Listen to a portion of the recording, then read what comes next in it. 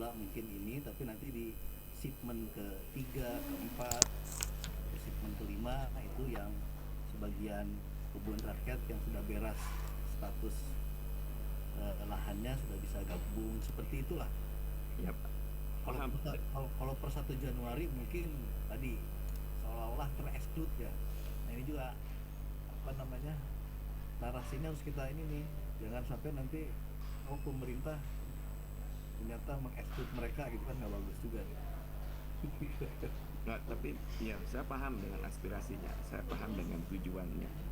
Tapi memang secara teknis Pak ya, kita harus melakukan segregasi kan, sehingga PKS-PKS itu yang menerima buah-buah tersebut itu harus didefinisikan lebih awal apakah dia untuk Eropa atau bukan.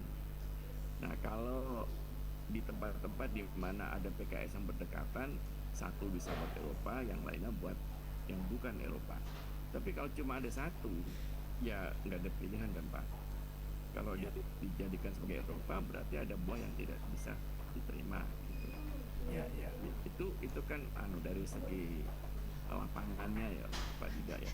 ya, Kalau masalah optiknya, masalah narasinya, ya itu kami serahkan kepada Kemenko saja.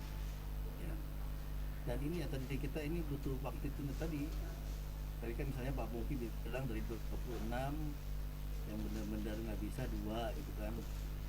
Nah, kalau kita kasar-kasaran kan itu sekitar 4%-nya lah yang ter-exclude gitu. Nah ini yang lain-lain itu seperti apa, jadi kita pengen tahu mana yang siap. Kalau mungkin perusahaan siap 100%, yang plasma berapa, yang swadaya berapa yang siap, supaya kita dapat gambaran nih. Ini kita belum ada angka-angkanya nih Pak mungkin Pak Edi Martono. Ya, tapi memang angkanya itu agak goyang-goyang, Pak. Nggak Karena apa-apa, ini kan ini kita belum tahu nih apakah kita ngomong 1-2%, 20-30%, atau 90% pekebun bakal tereksklud. Ini kan kita belum ada gambaran sama sekali nih. betul, betul paham. Tapi persoalannya kan begini. Kalau definisinya kita ubah sedikit ya, maka angkanya berubah. Misalnya begini, kalau itu pekebun rakyatnya ada di hutan produksi yang bisa dikonversi dan memang sudah lama diusulkan untuk dikonversi tapi belum keluar-keluar juga, maka apakah ini akan kami hitung masuk atau kami hitung keluar gitu. Nah, kalau kami hitung keluar angkanya berubah dan keseluruhan sih, secara keseluruhan pada dasarnya sih saya sih menduga Pak ya, karena kita tidak pernah punya angka yang benar, ekspor ke Eropa pasti berkurang. Nah, berkurangnya itu mungkin bisa ditutupi kalau smallholdernya itu bisa dibantu legalitas dan juga boleh sharing geolocation.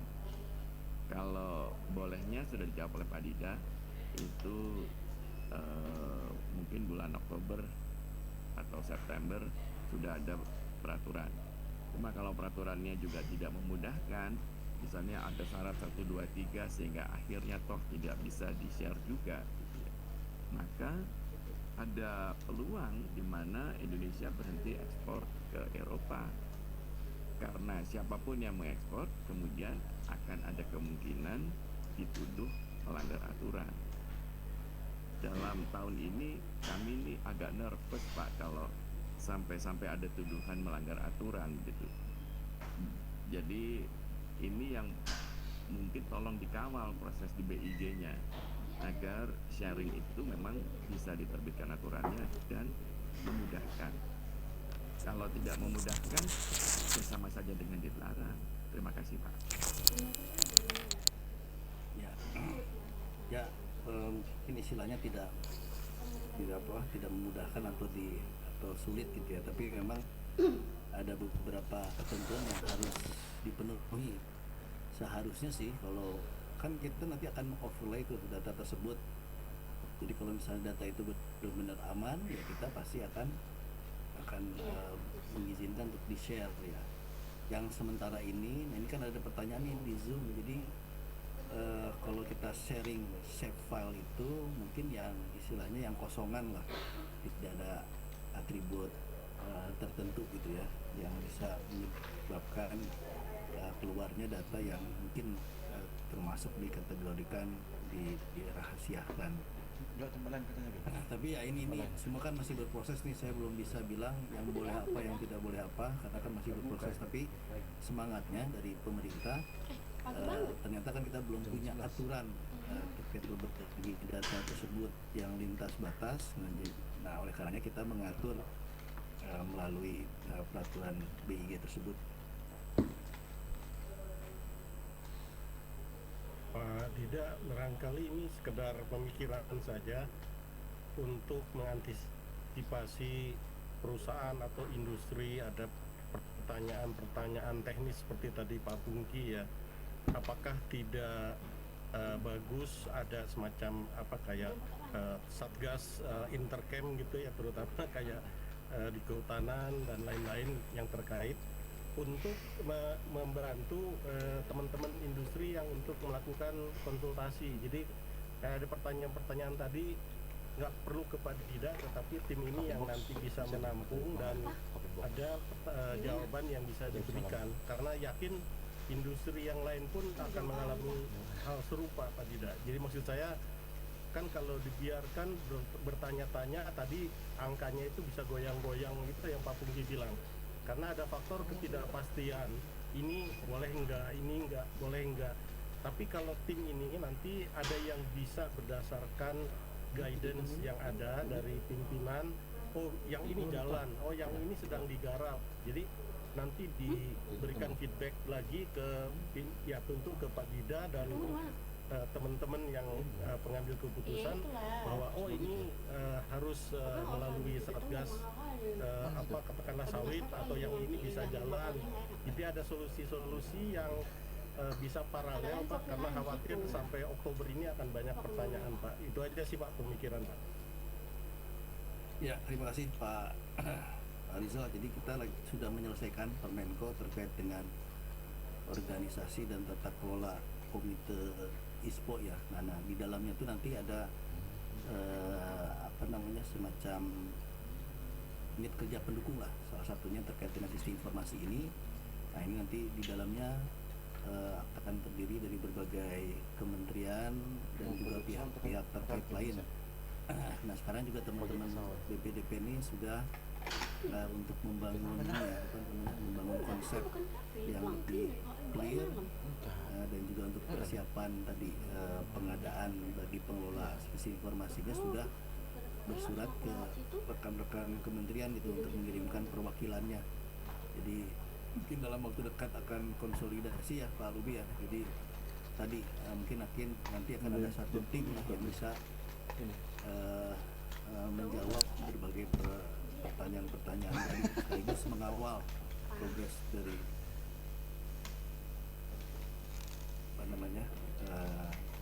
dari ini upaya kita untuk antisipasi EUDR. Izin bertanya Pak Dida. Pak Polo Pak dari Simbas. Menyambung beberapa topik diskusi tadi yang sudah diawali tadi. Ada dua Pak pendekatan saya, mungkin pertanyaannya dari hilir baru nanti pertanyaan keduanya.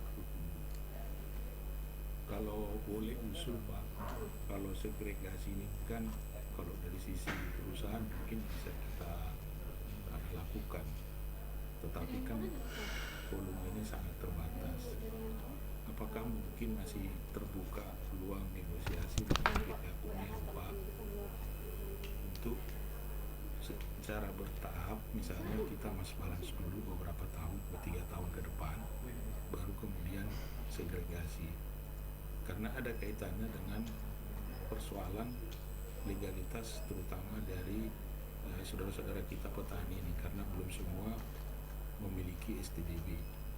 Lalu solusinya di hulu ini kan kalau boleh juga secara bertahap juga STDB itu mungkin di dalam sistem informasi ISPO-nya bisa menggunakan apakah itu berupa surat keterangan kepemilikan tanah, surat ganti rugi, SGR, sehingga dalam proses peningkatan SGR ataupun SKKT STDB itu juga bertahap seperti pergeseran mass balance ke segregasi. Begitu Pak Dida, terima kasih. Ya, tadi kalau untuk terkait dengan segregasi kita sudah sampaikan ya sekitar 2 bulan yang lalu, ketika bilateral ya kita mengajukan kalau bisa mass balance gitu ya, tapi posisi mereka sementara tetap ingin segregasi gitu ya. Tapi ya ini kan mereka juga sama akan melaporkan ke pimpinannya, ke parlemen mereka, ya kita tunggu jawabannya. Lagi kita sudah secara verbal dan juga secara tertulis mengajukan ke mereka terkait dengan hal tersebut. Kalau yang kedua tadi apa Pak Rapolo? Status lahan petani Pak, Ini Bil, kalau bos kan perang harus merah. STDB, apakah Iya. Nah, di dalam Perpres ISPO itu untuk mendapatkan ISPO itu satu STDB, kedua itu bukti kepemilikan tanah ya, atau apalagi gitu ya. Soki inget nggak, ada pokoknya intinya di dalam Perpres ISPO itu udah sangat kita mudahkan ya. Jadi kalau belum punya STDB dia bisa dengan berbagai cara yang intinya kan menunjukkan, membuktikan bahwa dia menguasai lahan itu untuk mengolah sawit ya. Coba dilihat di Perpres 16 ya, itu sudah eksplisit tuh. Jadi nanti juga itu yang akan digunakan, dipertegas di permentannya. Mudah-mudahan permentan juga harmonisasi minggu depan ya, dalam waktu 2 minggu lah mungkin permentan terkait dengan Perpres yang baru ini bisa keluar juga. Masih SD dilacak Nah, sekalian Pak, ada barangkali misalnya SAM itu apakah dia bisa juga diajukan sebagai bahan untuk memperoleh STDB, sehingga SAM yang dimiliki si petani itu bisa berdaya guna. Oke. Iya, saya nggak hafal nih, coba kita buka Perpres 16. Tapi kalau nggak salah SAM itu masuk di situ. Iya, izin Pak. Ya, silakan. Pak Dida, selamat siang Pak Dida. Boleh ikut usul. Oh iya boleh. Kalau enggak kan nanti saya kualat nih mau Pak Jokowi. Kan saya menyimak dari tadi mungkin mempertegas atau penekanan gitu ya. Jadi kan tadi kan sudah ada usulan mengenai task force tadi ya, intercamp segala macam, itu bagus lah. Nah, maksud saya itu begini, ini kan waktu kan tinggal 3 bulan ya praktis ya. Jadi apakah nggak sebaiknya kita itu preparing for the worst gitu ya, artinya ada plan A, plan B. Misalnya kan kalau betul tadi ada satgas atau intercamp komite tadi kan harusnya segera, tadi Pak Dida bilang segera konsolidasi. Jadi prosesnya yang jauh lebih penting adalah apakah readiness, tingkat kesiapan dari masing-masing kementerian itu sejauh mana. Misalnya tadi kan STDB praktis, kalau menurut saya sih kok feeling saya STDB ini nggak bergerak ya. Jadi ya, nah ini kan misalnya bahwa si bohirnya STDB ya harus punya roadmap. Ini gimana roadmapnya sampai dengan Desember kan gitu ya. Karena tadi kan hampir semua mengatakan bahwa tanpa ISTDB yang available di dashboard ya praktis mereka akan tereksklud pada saat nanti ekspor. Jadi kan kita kan perlu tahu ini roadmap dari STDB. Yang kedua tadi soal geolocation. Geolocation ini kan juga artinya roadmapnya ini atau ini sudah pasti akan seperti apa, itu kan sebenarnya kalau ada intercamp tadi atau satgas kan akan ketahuan ya.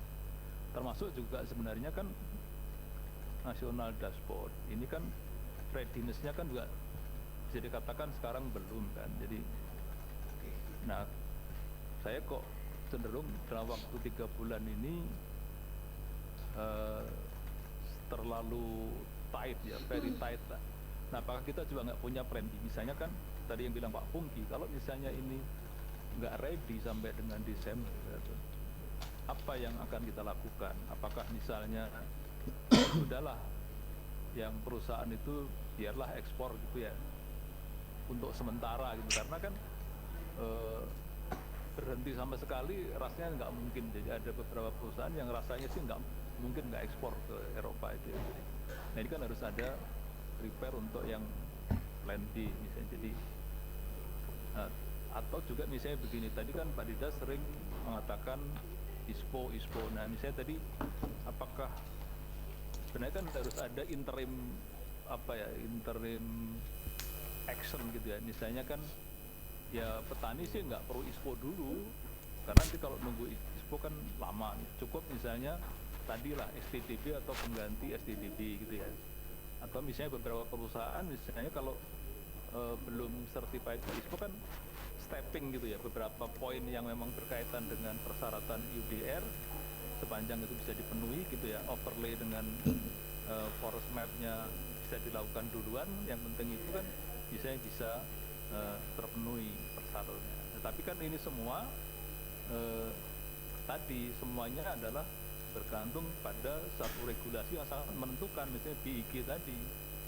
Jadi kalau misalnya semuanya kita sudah bisa siap tapi BIG-nya kemudian mengatakan lain, kan harus ada plan B yang gimana ini, prepare for the worst-nya gimana gitu.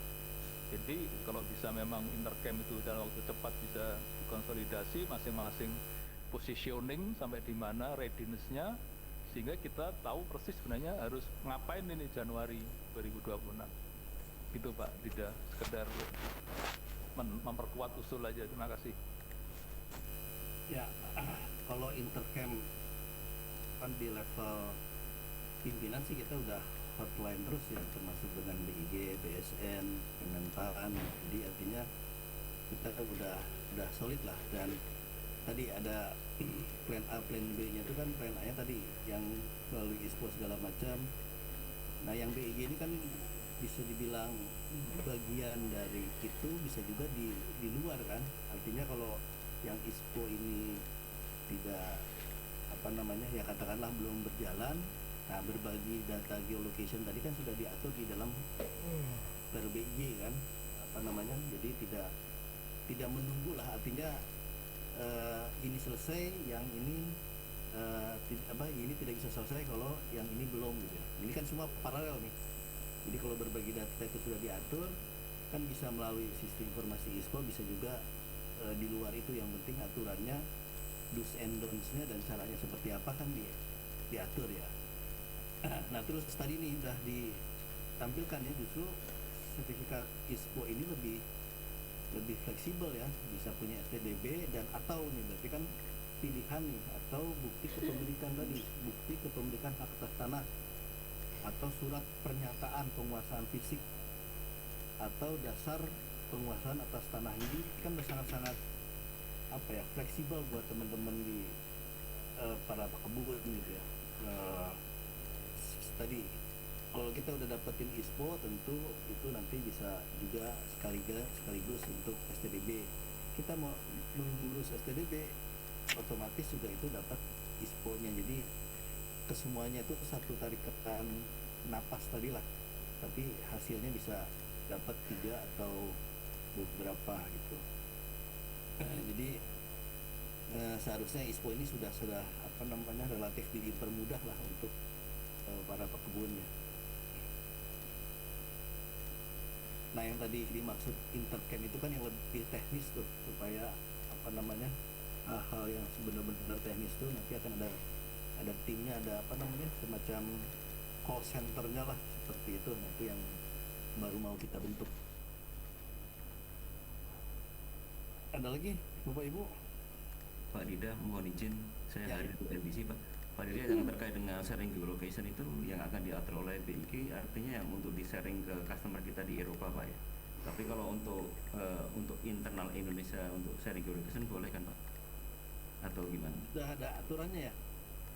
Jadi ini berdasarkan teman-teman, kalau sharing internal di dalam Indonesia itu sudah lengkap aturan kita. Yang belum ada justru yang keluar gitu. Nah terus terang saya nggak hafal tuh, tapi seharusnya sih sudah ini ya, sudah clear ya. Oke Pak, terima kasih banyak Pak Dida. Ya, silakan Pak Pungki lagi. Iya, terima kasih Pak Dida atas waktu ini. Mohon maaf saya cerewet. Saya hanya ingin usul menyambung diskusi yang sudah berjalan. Bagaimana apabila proses STDB itu dipercepat dengan pembentukan satgas yang dilakukan koordinasi dari Jakarta, Pak. Kalau STDB itu diserahkan kepada Pemda seperti aturan yang ada sekarang ini, ya akan seperti sekarang juga, Pak. Naik 25.000, 30.000 setahun gitu ya. Tapi untuk mencapai 2,6 juta kan ya kapan gitu. Jadi kalau boleh mungkin Kemenko bisa mengambil inisiatif untuk membentuk Satgas Percepatan STDB, di mana proses memasukkan data dari para petani itu bisa dilakukan oleh Satgas dari Jakarta. Kami para perusahaan itu bisa membantu memberikan data, Pak. Tapi kalau itu dikembalikan lagi ke daerah, ya akan sama prosesnya. Itu sekedar usulan. Terima kasih, Pak. Terima kasih Pak Pungki. Nanti saya coba diskusi. Ada teman-teman dari Dirjen Bun nggak yang bisa menjawab itu? Tapi intinya kan kita melibatkan daerah itu karena ya tadi 2,6 juta. Kalau semuanya dari pusat, nanti kita ini ya apa namanya? Ada dari teman-teman Dirjen Bun yang hadir bisa Siap menjawab? Bapak, izin mewakili dari Dirjen Perkebunan Bapak.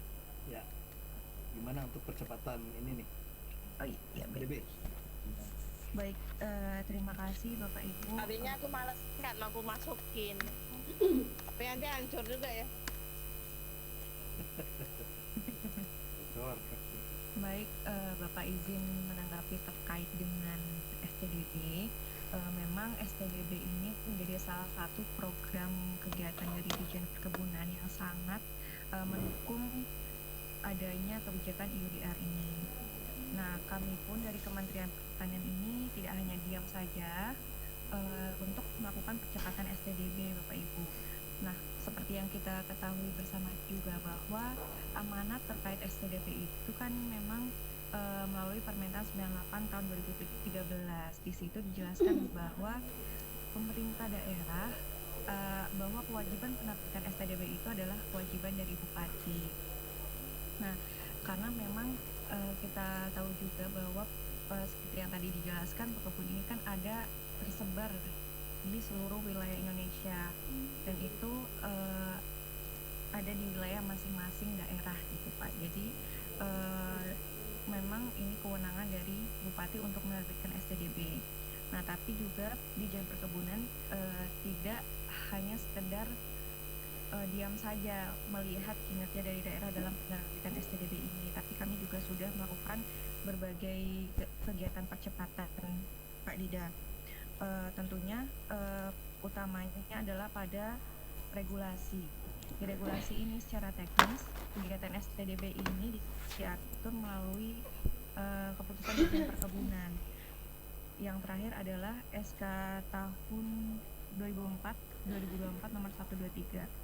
Nah, di situ beberapa hal yang kita ubah seperti percepatan penerbitan untuk pekebun yang sudah memiliki legalitas SHM. Di situ tertera bahwa bisa langsung diterbitkan STDB karena SHM ini adalah legalitas tertinggi dalam kepemilikan hak atas tanah untuk yang skalanya rendah ya gitu.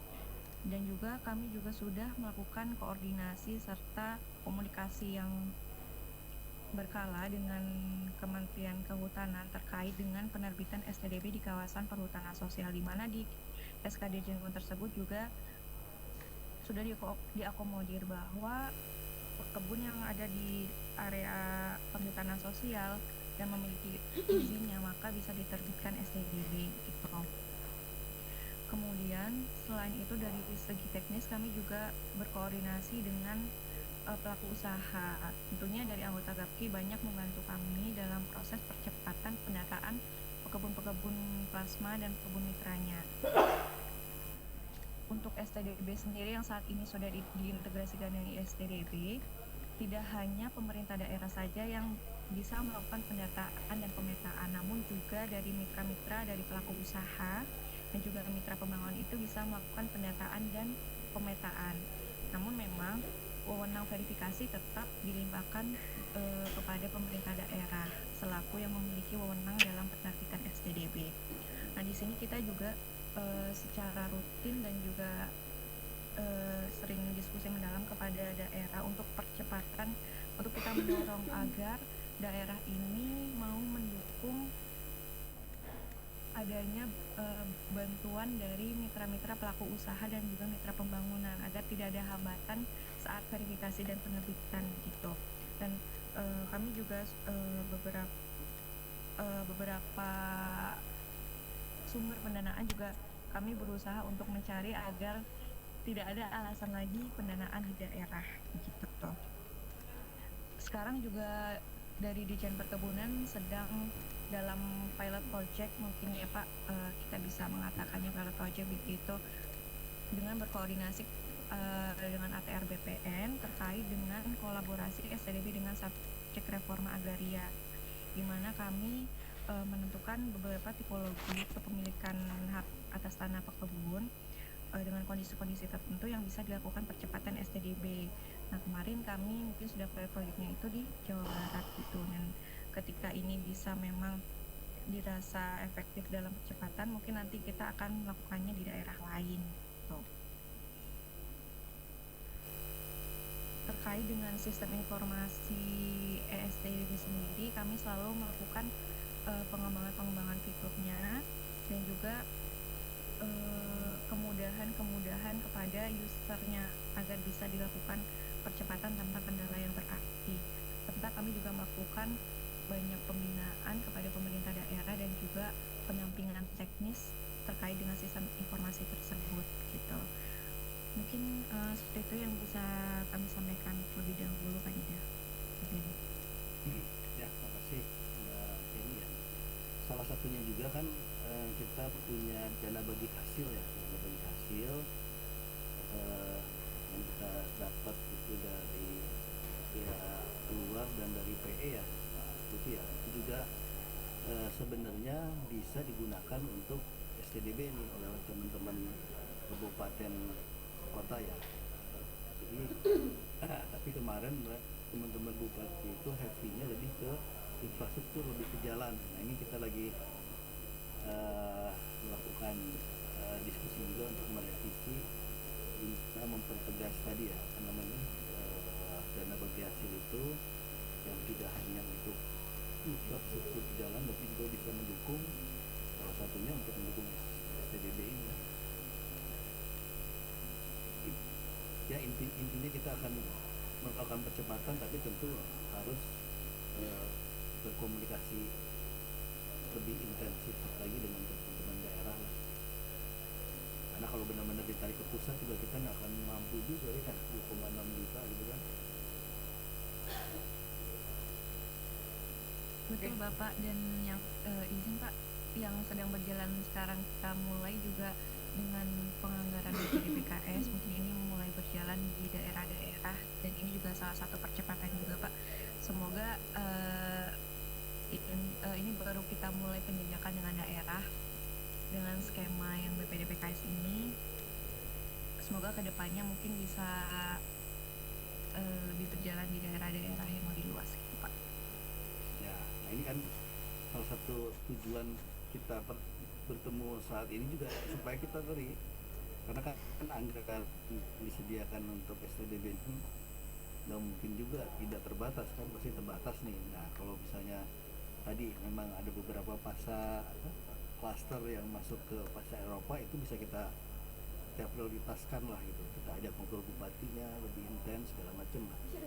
Inilah apa namanya, supaya kita tadi dapat magnitudenya ya Pak Rizal ya. Ada lagi Bapak Ibu? Itu Pak Dida, ada pertanyaan dari Bu Sianipar yang terkait dengan apakah peran dari UCEPA dapat mempermudah terhadap aturan UDR mungkin bisa sedikit saya update ya. Jadi Ibu Sianipar, kalau IUCEPA itu yang baru dicapai itu adalah baru kesepakatan politik ya antar kedua belah pihak. Tetapi legal scrapping untuk itu bisa entering into force itu memerlukan pembahasan final keseluruhan dan perlu ada pembahasan hukum, bahasa hukum, itu namanya legal scrapping.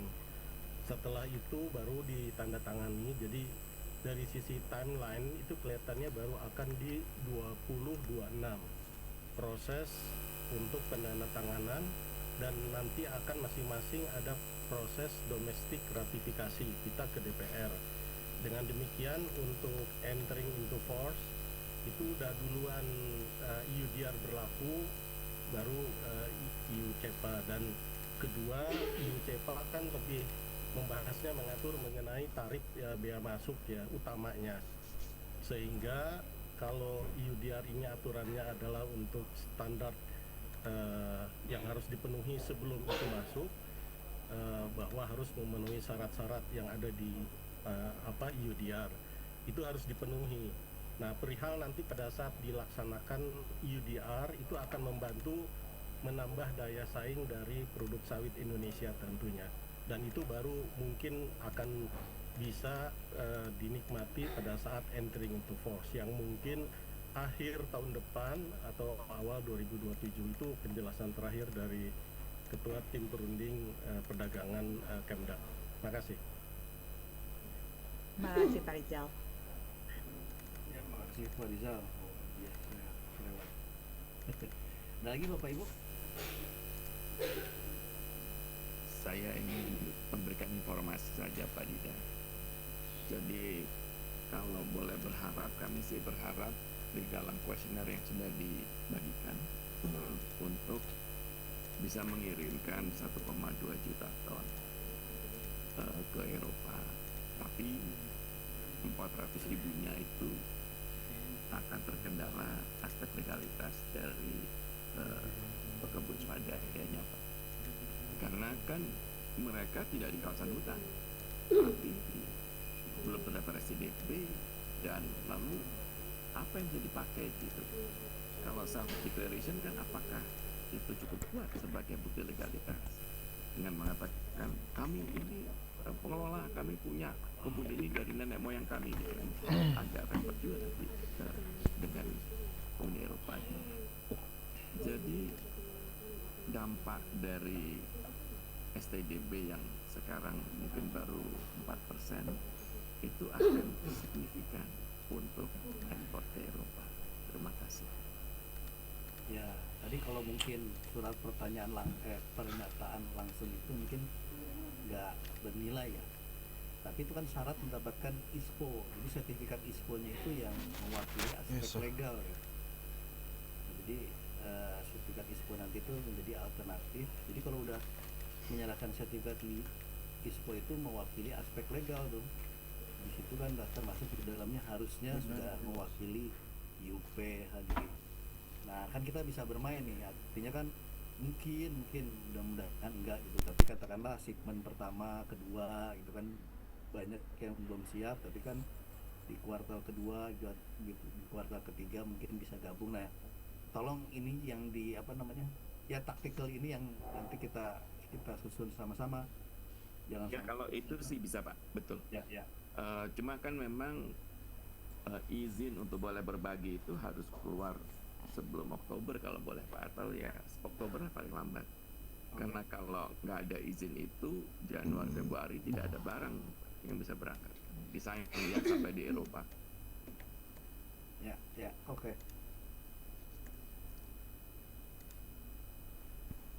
Pak Dida ya. Ya. Untuk yang rencana Kemenlu membawa petani itu memang sudah sejalan dengan memang program dari Kemenko Perekonomian juga. Ya, kita berdiskusi lah, maksudnya ada satu inline. Nah, di sana kita mau rapatin hari Senin ya, untuk membangun kampanye positif yang terintegrasi benar-benar lah gitu. Oh gitu. Oke, jadi ini termasuk yang untuk program ini Pak ya, untuk yang untuk meminta agar paling tidak penundaan kembali demikian. Iya, itu kan yang kita ajukan kan tetap kemarin kita minta UDR ditinjau ulang gitu kan. Kalau mungkin ditunda lagi, kalaupun tetap berjalan, tadi kan kita minta mengekskludkan apa namanya para pekebun ini dia tidak harus comply dengan UDR. Terus yang tadi masih boleh masuk balan gitu ya. Tapi sampai sekarang kan belum dijawab nih, mudah-mudahan dalam waktu dekat mereka bisa. Nah kalau kita banyak event di sana gitu kan, kita kasih pressure juga ke mereka gitu kan, apa namanya, soft inilah, soft diplomasi gitu loh. Termasuk nanti rencana kita kalau sistem informasi ini sudah relatif berjalan gitu ya, katakanlah 80-90%, kita perlu juga mengintroduce ini ke dunia luar. Kita perlu roadshow lah, sambil juga ngasih apa namanya, hal-hal positif gitu, menyampaikan informasi yang positif terkait dengan sawit ini. Baik Pak, terima kasih. Baik Bapak Ibu, ada lagi? Ini semua WFH nih atau kecuali Pak Edi nih?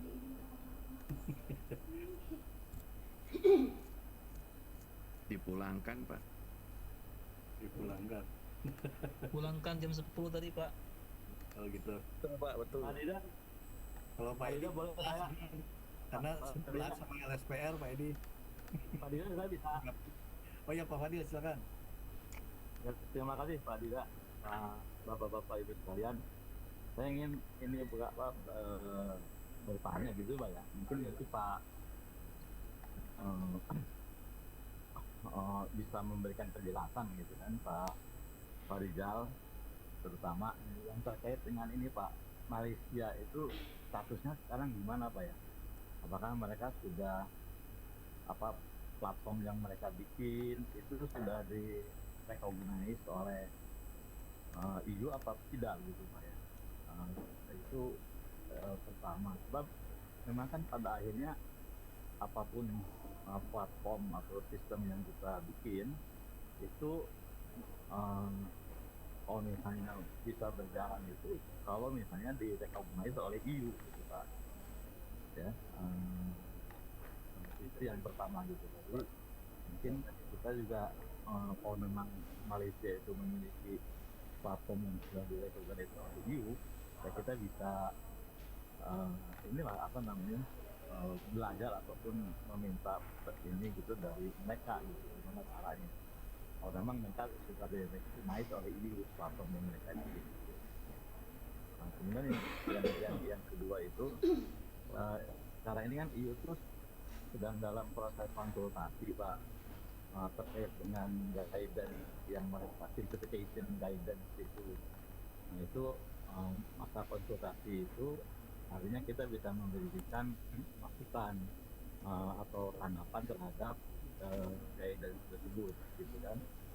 Nah itu masa berlaku itu sampai 10 September Pak 2025, jadi kita masih memiliki waktu kita ya berapa 10 hari gitu ya untuk memberikan masukan kepada mereka itu. Nah kami sendiri itu sedang dalam proses akhir gitu ya untuk bisa memberikan saran atau masukan tersebut.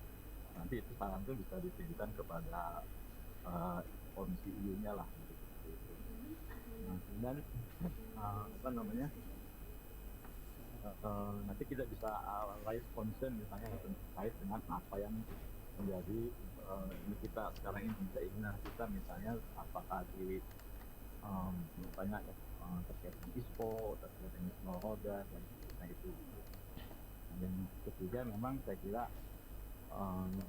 yang terkait tadi dari penyampaian Ibu Rea ya, nah ini ada kemungkinan nggak Pak misalnya dalam USEPA tersebut itu nanti di apa istilahnya ya, jadi persoalan-persoalan yang terkait dengan UDR ini diakomodasi atau bagian daripada industri tersebut gitu. Itu dalam bagian kalau tidak salah nih sepanjang pengetahuan saya dari Pak Jatmiko itu kan di dalam IUCFA itu ada protokol tentang sawit katanya Pak.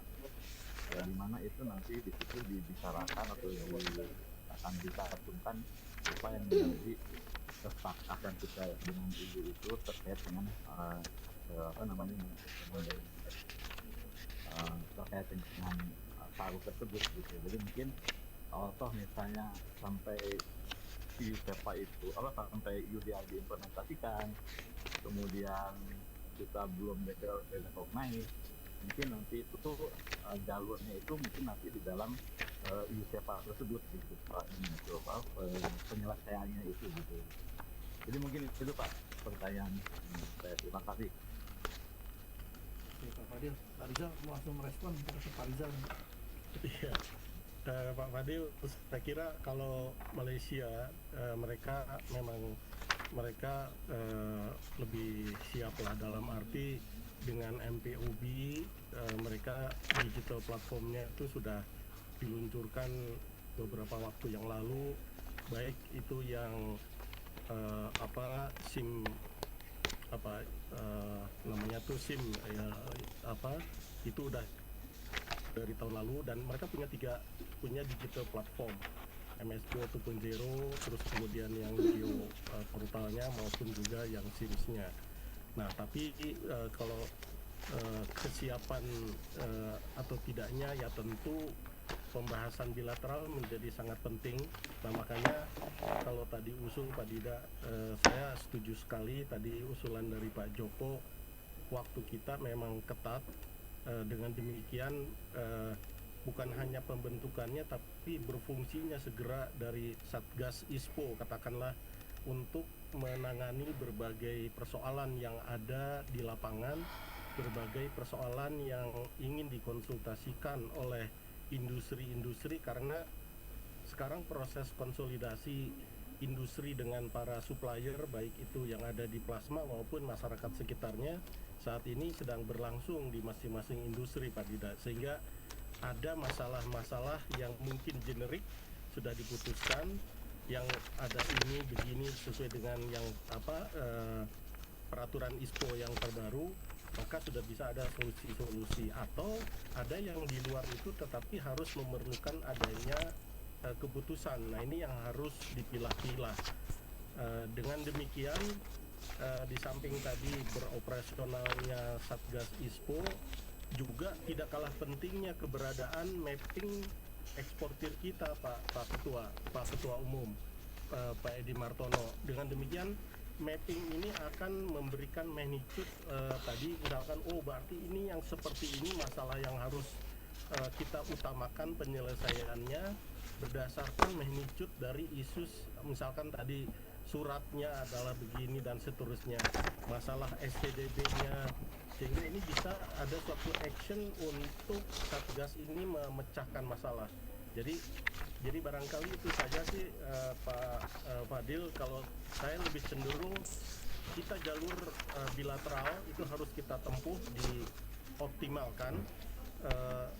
Kalau dari industri yang ada di katakanlah di Malaysia sudah siap dengan sistemnya itu silahkan, dan apa yang dilakukan juga seperti yang tadi saya sebutkan, katakanlah GAR melakukan dry run dengan competent authority dari Netherlands, dan nanti akan dilakukan hal serupa dry run dari sistem yang ada dimiliki dengan competent authority dari negara lain, kalau nggak salah Spanyol atau apa ya Pak Pungki. Nah, ini masukan-masukan yang seperti ini sudah menjadi sangat penting untuk bisa kita gunakan untuk memecahkan berbagai persoalan di lapangan secara langsung. Jadi kalau saya lebih cenderung kita fokus kepada apa yang kita hadapi, dan besaran tadi magnitude masalahnya apa, itu yang akan membuat kita menjadi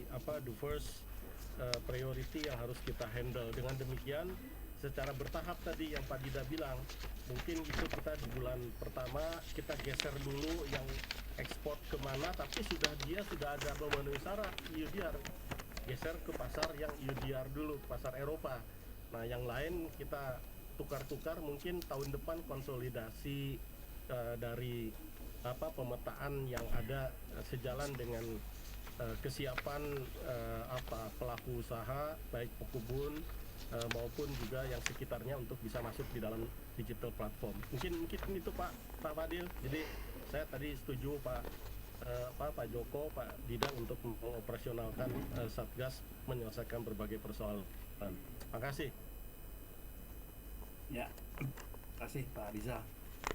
Jadi mungkin nanti itu ya Pak Rupi ya yang kemarin tim teknis mungkin salah satunya embrio tadi ya, embrio Satgas. Tim teknis lah untuk bisa menjawab beberapa permasalahan. Depannya kan pasti lebih teknis banget nih. Ada lagi Bapak Ibu yang tadi yang EU SEPA kan itu ya, karena kan masalah timingnya nih ternyata berlaku EU dia dulu dibandingkan EU SEPA ya. Kalau di dalam statementnya kan sawit ini akan diperlakukan special treatment nih. Nah, cuman bentuknya seperti apa nih masih kita perdalam dan negosiasikan lebih lanjut.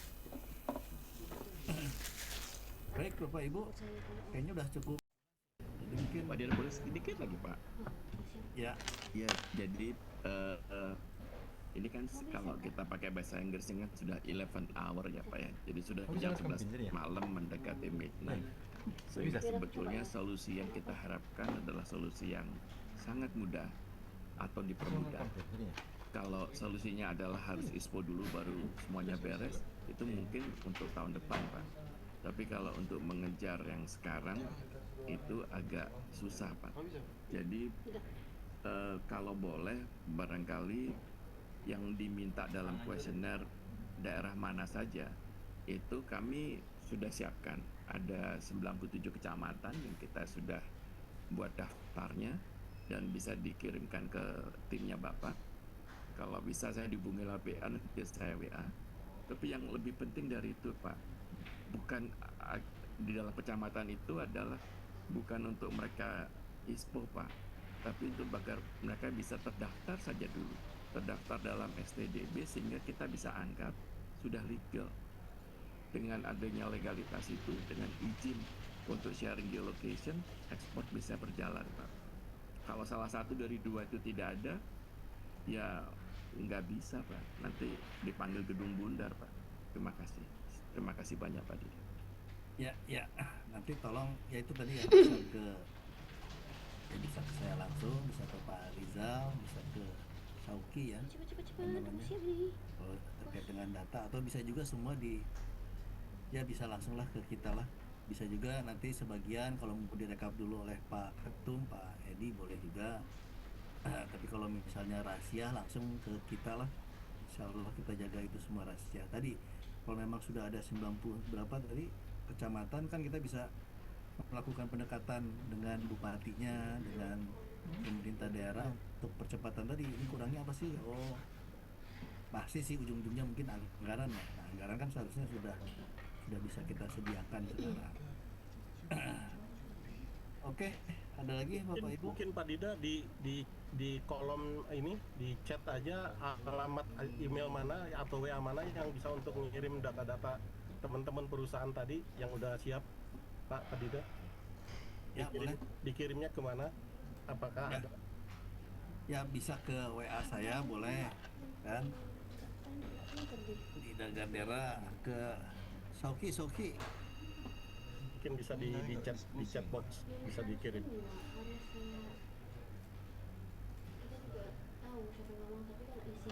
Ya, Pak Rizal juga nulis itu.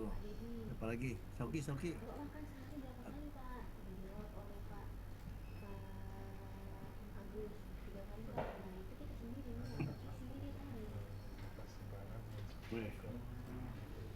Nggak percuma nih Pak Pungki cerewet itu udah langsung ngirim datanya.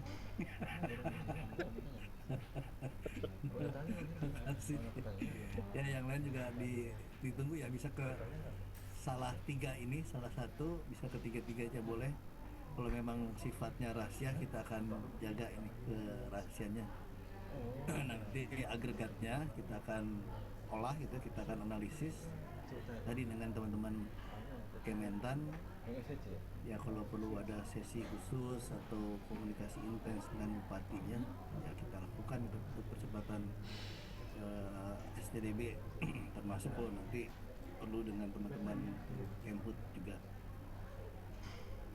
Pak Dida, sebagai assurance dari Bapak untuk menjawab sense of urgency, by next week sudah bisa di-announce tim satgasnya ISPO atau satgas apa yang Bapak bentuk?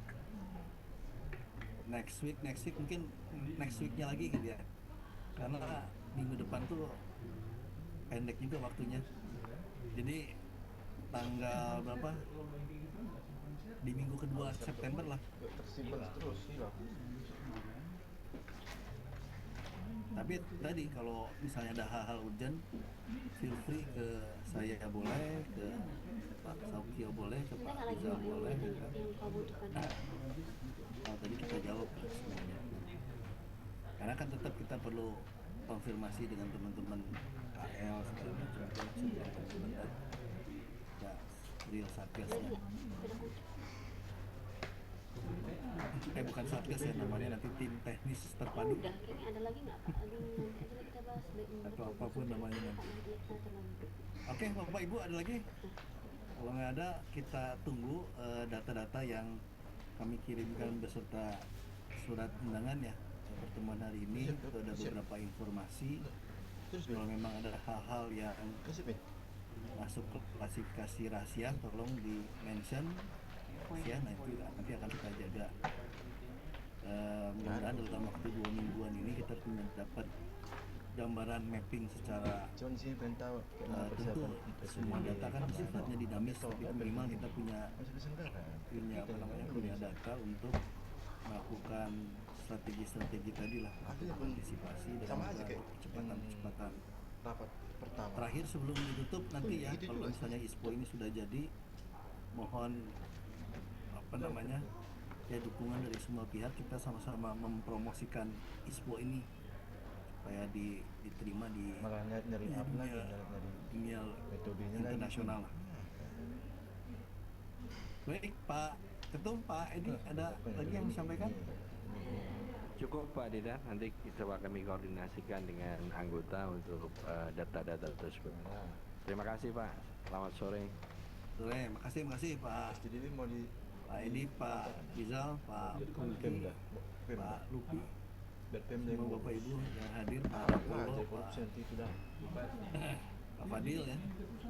Terima kasih semua Bapak. Pak Rino ya, semuanya mudah-mudahan ini gawe kita bersama lah supaya mengamankan, melancarkan semuanya.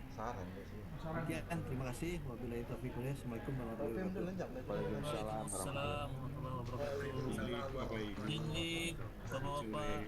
Kemarin yang urus orang abang. Tapi orang banyak kan keluhan tentang STDB ini. Banyak kali keluhannya tentang STDB ini. Makin beban sebenarnya tekanannya.